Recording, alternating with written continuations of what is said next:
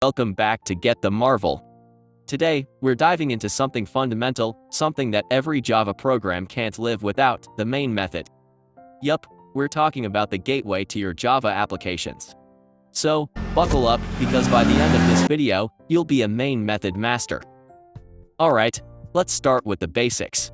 What is the main method in Java? Simply put, the main method is the entry point of any Java application. When you run a Java program, the Java Virtual Machine, or JVM, looks for this method to start executing your code. Here's what the main method looks like. Let's break it down. Public, this is an access modifier, meaning this method is accessible from anywhere. Think of it like an open door policy. Static, this means you don't need to create an instance of the class to call this method. It's like calling your friend directly instead of going through their secretary. Void, this means the method doesn't return any value. It's just there to do its job and move on. Main, this is the name of the method. The JVM specifically looks for a method named main to start execution. String args, these are the command line arguments. If you pass any arguments when you run your program, they'll be stored in this array. Think of it as your program's inbox. Now, let's see an example. Imagine you're building a simple program that says hello, world. Because that's practically a rite of passage in programming.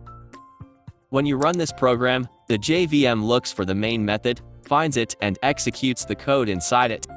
In this case, it prints hello, world, to the console. Easy, right?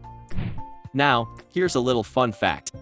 You can name your class anything, like SuperDuper Program or Marvelous App, but the main method remains the same. It's like having a unique car but using the same key to start it.